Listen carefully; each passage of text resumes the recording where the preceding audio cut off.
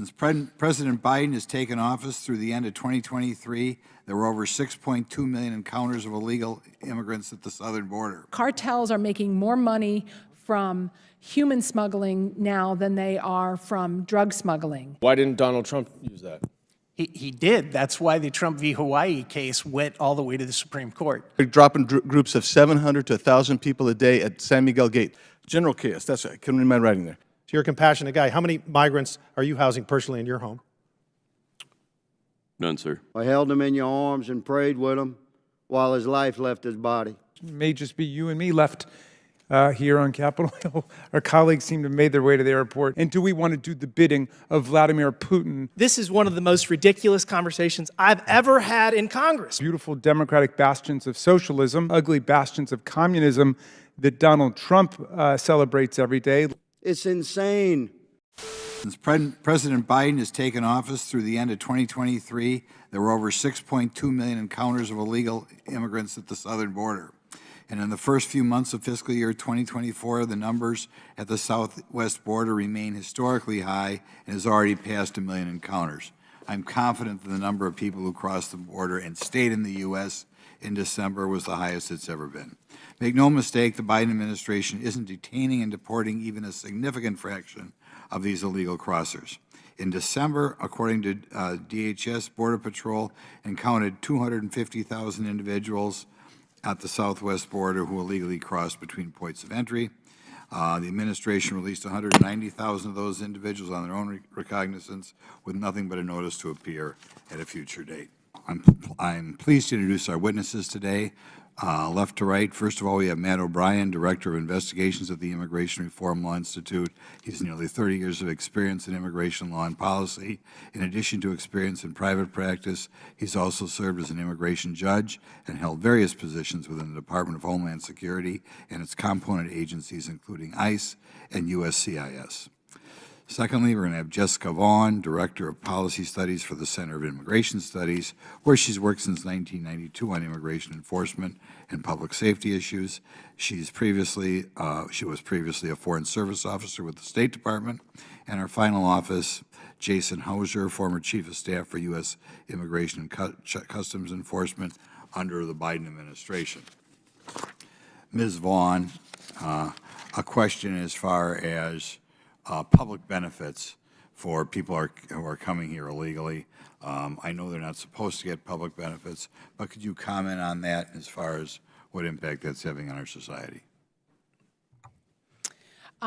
Well, it's true that theoretically illegal immigrants are not entitled to certain benefits, but the reality is that many states actually use some of the federal Medicaid funding, for example, or their own funds, taxpayer funds, to provide all manner of benefits, whether it's Medicaid or cash assistance programs or housing and so on. And it's an enormous cost to taxpayers that exceeds any taxes, local taxes, sales taxes, or any other kind of revenue that comes back to the government. The largest expenses that we've found through our research are Medicaid for the U.S.-born children of illegal immigrants. Has the rigor at which we enforce these rules, is this changed between the Trump or even Obama administrations and President Biden? Yeah, it's changed significantly. There seems to be significantly less willingness under this administration to use the administrative and expedited removal procedures, wherein if people have been removed from the United States after committing a crime and find themselves back here, they can actually be removed without a hearing. I also found that when I was an immigration judge, I later tried to determine how many of the people that I had ordered removed, that their removal had actually been effectuated from the United States, which was something that was fairly easy to do under prior administrations, but I could not substantiate that a single individual that I had entered an order of removal against had actually been removed by this administration. I want to also put up another quote that was recent that the former president said, which I think is telling. It says, it is only common sense that when I'm reelected, we will begin, and we have no choice, the largest deportation operation in American history. Now, Stephen Miller has said in an interview that he would target 10 million people and would, and I quote, go around the country arresting illegal immigrants in large-scale raids, unquote. This would involve, again, quote, large-scale staging grounds near the border, most likely in Texas, unquote, to serve as camps for migrants designated for deportation. Now, he outlined how this could mean sending National Guard troops from Republican-controlled states in what he called, quote, unfriendly states to conduct mass arrests. Mr. Hauser, can you explain to the American people what exactly this kind of proposal would look like and what that would actually mean? Yes, sir. In my personal my opinion, at the sort of expulsion rates or removal rates that they're looking for, sort of the logistical transportation security apparatus, along with sort of the at-large arrests, would be dramatically taxing not only on ICE and CBP, where they're not resourced to sort of meet those levels. Additionally, pulling from other law enforcement agencies across the federal government, ATF, DEA, FBI, the burden that it would place on the national security community would be extreme. I heard today Mr. Hauser used a very clever word in his testimony. He said the current state of our border is broken. Who broke that system? I would say the current administration broke that system. The border is broken. The Immigration and Nationality Act is not. There's more than ample authority to do everything that we need to do in order to secure the border. It's that this administration does not have an interest, for whatever reason, in doing that. Is there a legislative solution for us to be able to stop that? Yes, I think there is. I think there's a legislative solution and there's an appropriations solution to it. The House has already passed H.R. 2, which would address a lot of the loopholes and the problems in the law, the authorities that have been abused under the Biden administration and sometimes the Obama administration before it. And you can target certain pots of funding that are being misused.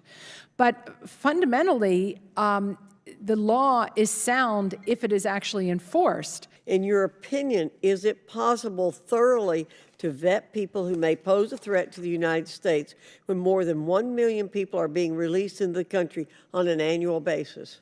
No, it's not possible at all. I actually ran the vetting program at U.S. Citizenship and Immigration Services.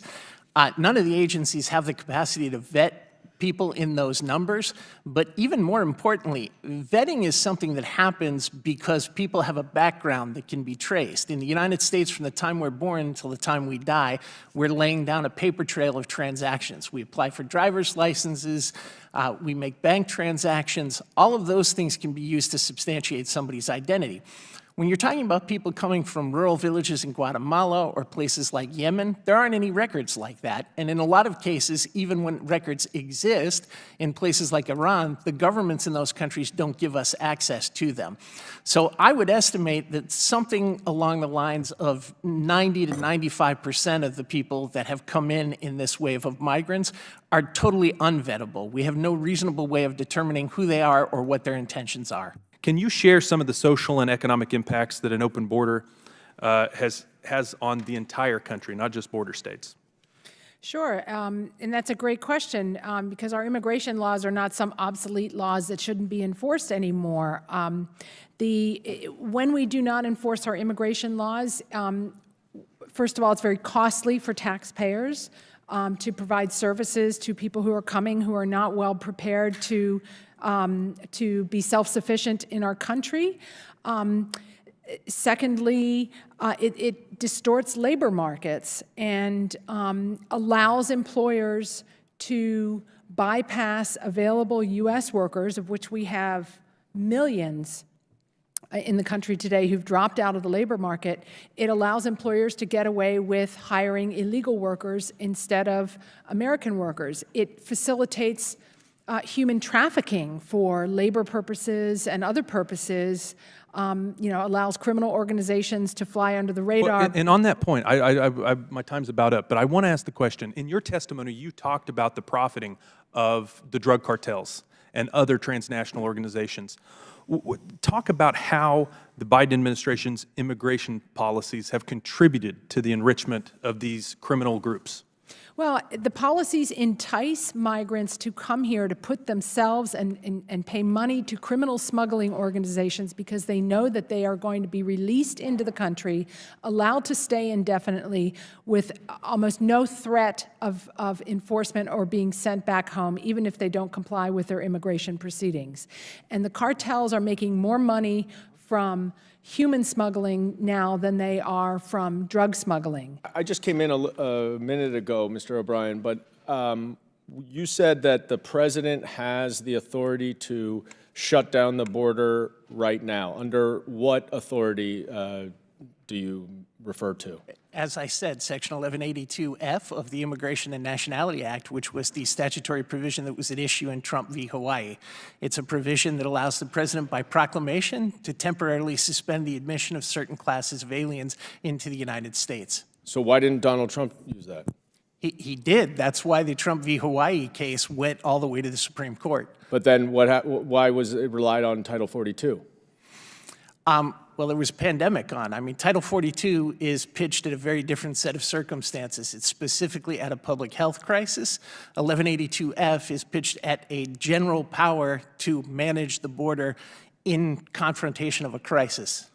Mr. Hauser, what's your response to that? Sir, the idea, operationally, from my personal experience, the idea of shutting down the border, one, puts a grave risk of death for the migrants that are being transited towards the border and those that are seeking asylum. Additionally, it does put Border Patrol in sort of operational challenges to sort of continue to control the flow as it would come towards the border.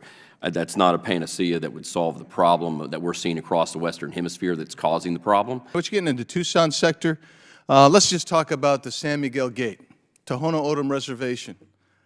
Nearest place south of the border is Caborca, 40 miles away. Anybody want to tell me what they think that they're getting on a daily basis? Ms. Vaughan. I suspect it's similar to Yuma, but they're also, that's ground zero for the gotaways. That's correct. So you're getting, they're dropping groups of 700 to 1,000 people a day at San Miguel Gate. There's nothing else there. Nothing else there. I've been down there so many times. And you go, and now what you're seeing, where you previously you might see 5, 10 people, you're seeing hundreds at the same time. Lukeville, Arizona. What's that number? Anybody know? Lukeville's blowing between 700 and 1,500 a day. So what I'm bringing this up is because of this radical left-wing Democrat, their subservience to Joe Biden's policies prevent them from even acknowledging the crisis on the border till now. Now it's a grand crisis, but in grand chaos, general chaos. That's right, I couldn't read my writing there. Now it's general chaos, but they couldn't tell you that it was chaos there until just a few weeks ago. They refused to even acknowledge it. And I'm going to suggest to you that the reason is purely political, that now they are saying, oh my gosh, Joe Biden's in trouble on this issue, and we're going to do what Joe Biden wants us to do. That's what my colleagues across the aisle are doing. They're doing what Joe Biden wants you to do. But you know what needs to happen?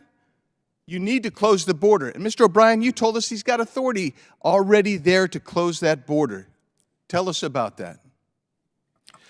So Section 1182F of the Immigration and Nationality Act says that the president, by proclamation, can decide to suspend the admission of all or certain classes of aliens when he determines that their presence may constitute a threat to the United States. And the Supreme Court has held in Trump v. Hawaii that the decision of how long, under what circumstances, and when to close the border has been entrusted to the president by statute. Chairman, you know what the American people want more than anything else? They want authenticity. They want not your truth or my truth. They want the truth. They elect us to come here and do, honestly, they elect us not to do the Democratic thing or the Republican thing, but the American thing, what's in this country's best interest. So just a little housekeeping. The narrative now with the Democrats is it's all Donald Trump's fault or we're taking orders from him. I have never talked to Donald Trump about the border. Being from Texas, I don't need his advice on it. I can see it with my own eyes. Or that we need to spend more money on this issue. You know how much weight Mexico would cost? Nothing. And he has that authority, and it works. And if you go down and talk to Chief Raul Ortiz or anybody that works on the border, you know what they're going to say? Weight in Mexico will reduce. the crossings, the illegal crossings, by 70%, and it costs nothing. You said, and I quote, Secretary Mayorkas has consistently demonstrated a steadfast commitment to upholding the rule of law. So I would assume you think he's doing a good job.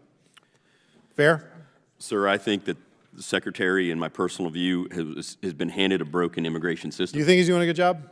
I think. Okay, thank you. So here's your definition of a good job. In both past administrations, one Democrat, one Republican, and in this 3-year mark in office, had roughly 1.7 million illegal encounters. Joe Biden's had 8.5 million. The last year President Trump was in office, there were 3 people caught on the terrorist watch list crossing the border. Last year it was 169. In fiscal year 2017, 300,000 illegal crossings or encounters.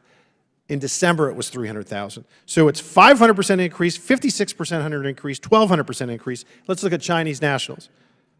I think we'd all agree that Beijing does not have America's best interests at heart.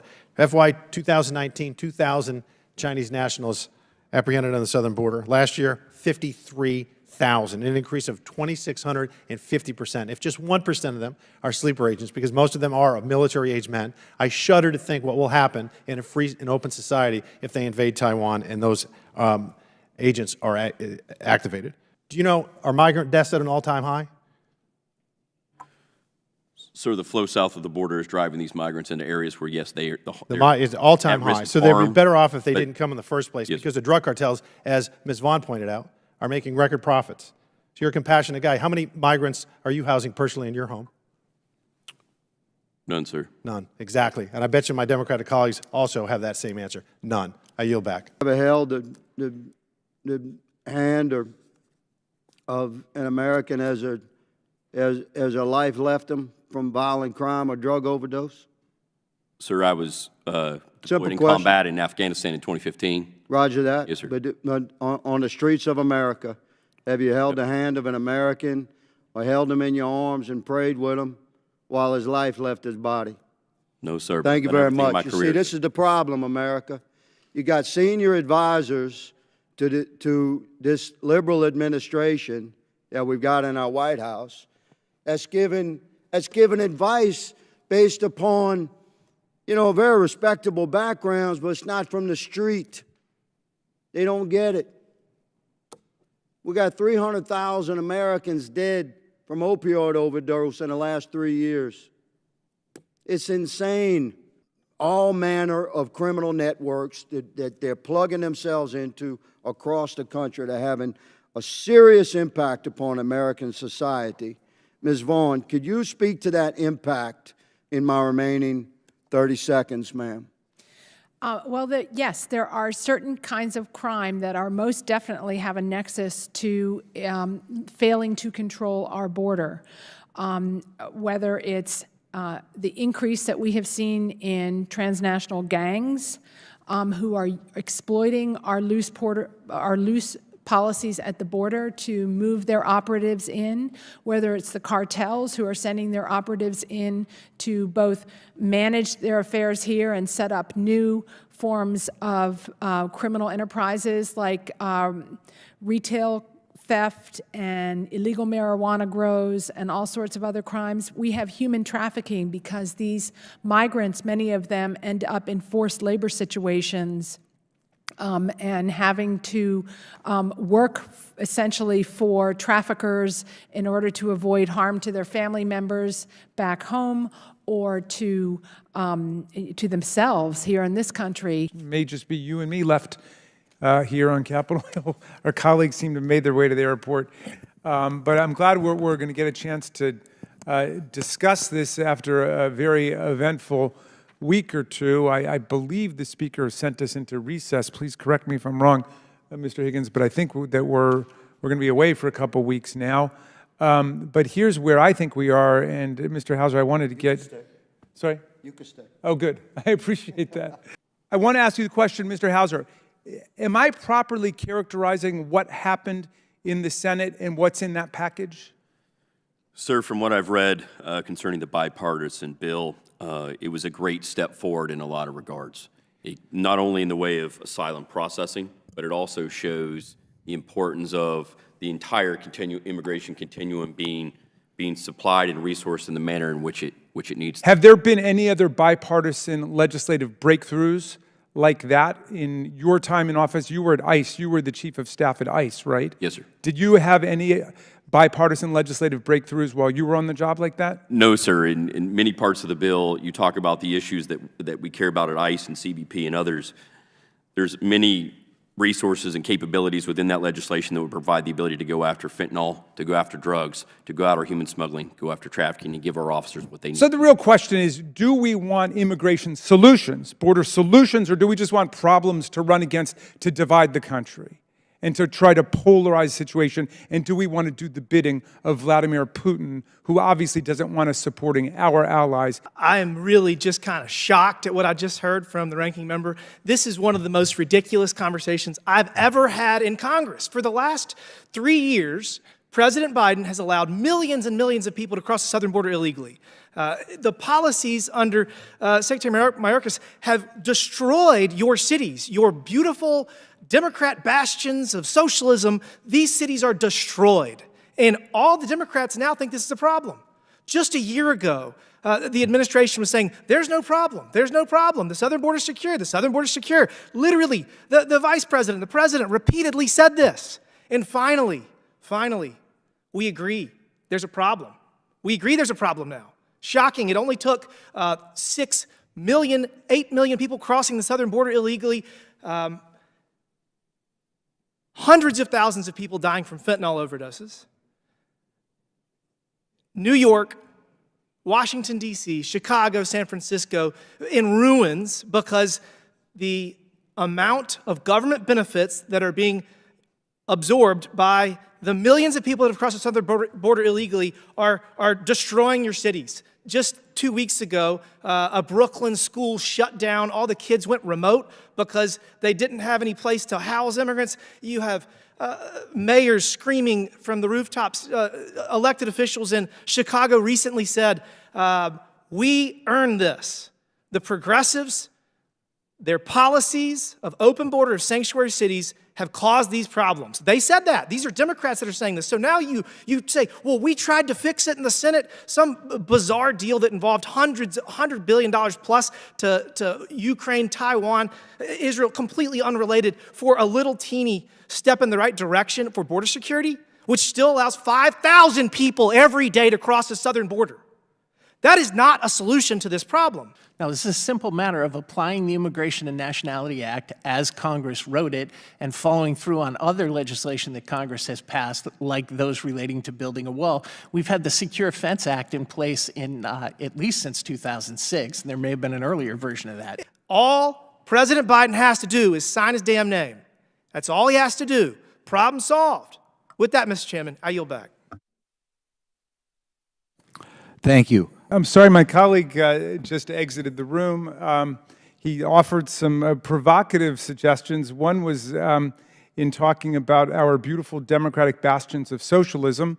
I'm not quite sure what he's referring to, but certainly not the ugly bastions of communism that Donald Trump celebrates every day, like his man crush, the dictator of North Korea, or Vladimir Putin, the former chief of the KGB, who's his clear puppet master, or the Chinese leader Xi. Would H.R. 2 solve the problems of the country? Sir, operationally, if you look at, from my personal belief, if you look at the restrictions on Border Patrol agents' ability to utilize technology, to utilize their resources to move migrants for processing, for screening, you look at the sort of mandatory detention that it would create across the southern border in soft-sided facilities that are extremely dangerous, as some of the congressmen mentioned earlier, in Arizona and some of these more desolate areas. You're actually creating the environment where Border Patrol, along with those agencies that support Border Patrol, to be pulled into just manning hundreds of thousands of people within soft-sided detention facilities, pulling those Border Patrol agents off the line, moving them away from the mission set of counterterrorism, counter-narcotics, human smuggling, human trafficking, and you create literal chaos in the aggregate within that bill if you actually put those restrictions on law enforcement officers in the manner in which that bill did. Okay. Could you comment on what you believe the crime rate is about people sneaking in here as opposed to the native-born population? Well, sure. When I was at FAIR as the director of research, my colleague Spencer Raley and I looked at the State Criminal Alien Assistance Program, which is funding that is given to the states by the federal government to cover the cost of bed nights when illegal aliens are arrested for crimes. And we found that people who are here unlawfully, apart from beginning their relationship with the United States by committing the crime of improper entry by an alien, do commit crimes in much larger numbers than both U.S. citizens and people who reside here permanently, and in some cases it was as many as 3 to 4 times higher. My goodness, you mean these people coming here maybe committing crimes 3 or 4 times the rate of people who are already here? That's what you're telling me. So that's interesting. Okay, next question for you. Is there any specific crimes that you think these people are more likely to commit? Generally speaking, from what we saw in the data, it was violent crimes, and sexual assault was one that was of particular concern. If there's no further business without objection, the subcommittee stands adjourned.